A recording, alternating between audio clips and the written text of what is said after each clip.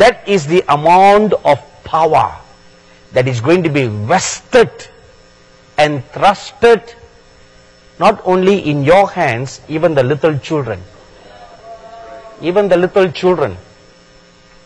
From the youngest baby, even a baby, you know, that sucks milk from the mother's breast. Even that baby will have this power. It will just stretch his hand and demons will depart.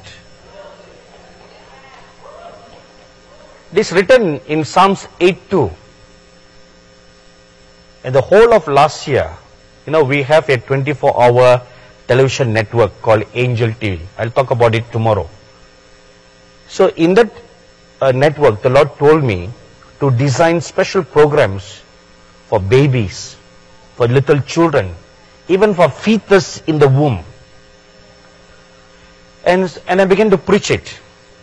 And little children, you know, babies began to get filled in the Holy Spirit.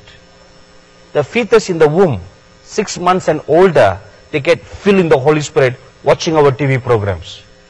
Little children were getting filled in the Holy Spirit. So one mother brought this wonderful testimony to me. Her baby was 8 months old, got filled in the Holy Spirit watching our TV program.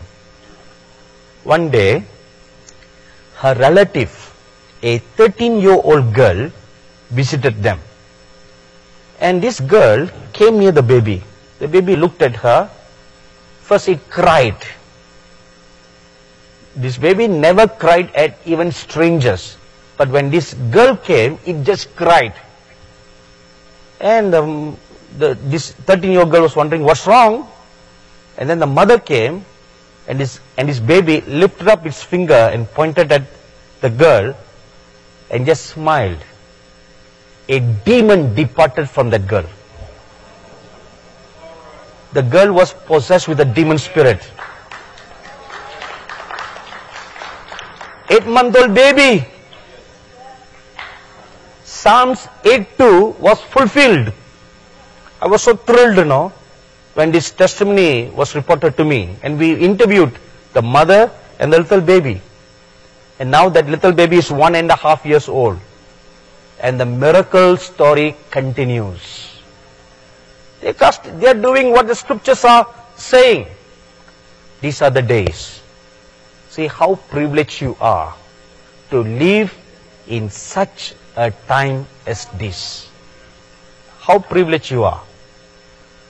You are so privileged, so blessed that God is going to pour out His Spirit without measure upon everyone, from the youngest to the oldest.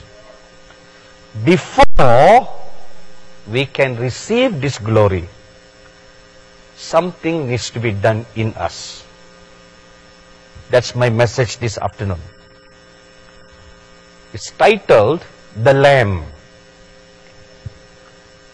Now on 26 June 2014, at 9:50 in the morning, as I was waiting on God, meditating the Word, drinking a cup of tea, suddenly I saw in a vision, a lamb appeared before me, real lamb, just like how you see me before you, about 2.5 feet tall. It appeared about 2 feet away from me, never spoke a word, just stood and looked at me. And when I looked at the lamb, I thought, oh, the Lamb of God has come before me. So I was about to bow down and worship the lamb, when I felt a check in my spirit. No, take a good look at the lamb. So when I saw the lamb, there was no slain mark on the lamb. You know, when the Lord Jesus Christ has a slain Lamb of God, He has a mark of blood stain, like a cut around the lamb's neck. Even today, you know, if you read Revelation chapter 13 verse 8, it tells us like that. So when I looked, this lamb did not have the slain mark. So I asked the Holy Spirit, what is this? The Holy Spirit said, it is a lamb, but not the Lamb of God. Then what is this? He told me, this lamb represents sacrificial love. Said this, go and tell the people that they need to possess this sacrificial love in these last days. In order to live through the last days, in order to survive through the last days, in the end times, in the midst of all chaos that there will be, in the midst of the rule of the Antichrist, in the midst of all the persecution and the tribulation that will be going on in the last days, you need the sacrificial love to walk through those days. So that is what the Lamb represented. Then the Holy Spirit went on teaching me about the characteristics of a lamb, which we must possess in these last days before you can receive the powers of the age to come. So I saw this lamb. It stood there motionless, looked very, very meekful, and looked very unassuming. That's how a lamb looks like, you know.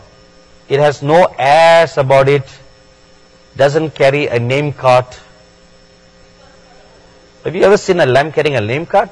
I am apostle, the most high priest, the most high holiness, reverend, doctor, this, that, with a string of titles all over below their names, and they need two or three cards, you know, just with all the titles.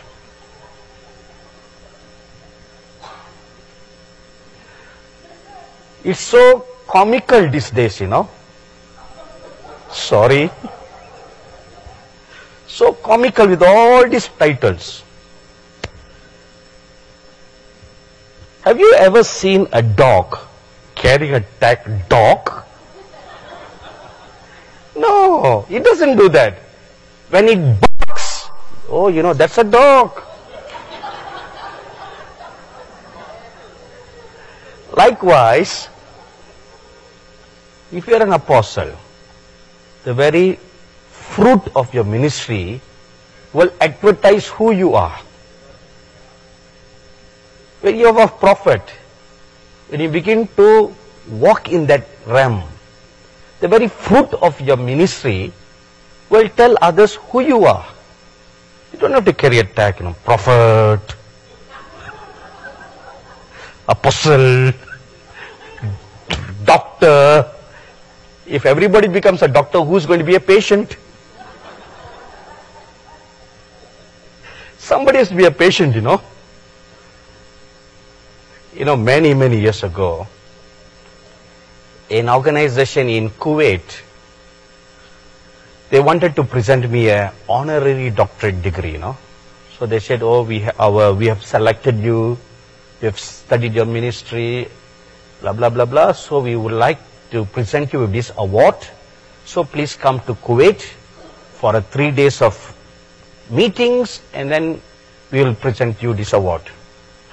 So I took it up before the Lord in prayer. I said, Lord, this was way back in, I think, the year early 2000 or late, yeah, must be 2000, you know. So I took it up before the Lord. I said, Lord, I do not know who these people are. They want to present me with this award. Shall I receive it? You know, the Lord Jesus Christ is so kind. He looked at me and he asked me, how does your name sounds good? Dr. Sadhu Sundar Selvaraj or just Sadhu Sundar Selvaraj?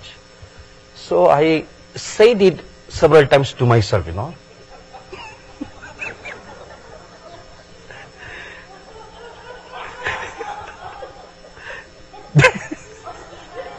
Why are you laughing, Bruce?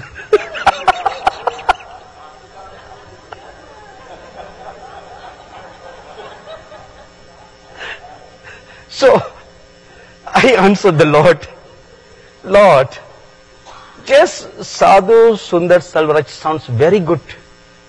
And the Lord looked at me and said, I think so too. That settles the question. So I wrote back to the organization, I am not fit for the award. Please give to somebody else who are worthier. You know. So I decided to be a patient. Let everybody be a doctor. My dear brothers and sisters, there's no necessity to clap. Remember this, a lamb is unassuming. It is motionless. It stands in one place, just remain motion. Unassuming and meekful. This is what we need. We need to cultivate this character and this quality. What is that? That summarizes the very nature of the Lord Jesus Christ. We want to walk in the powers of the age to come. You want to walk in the miraculous. You want to walk in the supernatural. You want to be translated from place to place. You want all that. Caught up to heaven like how John was. You want all that. The bottom line is this. You must have the characteristics of a lamb. Walk in that sacrificial love. Be possessed with the sacrificial love. A sacrificial lamb does not consider its own life, but is willing to lay down its life for another.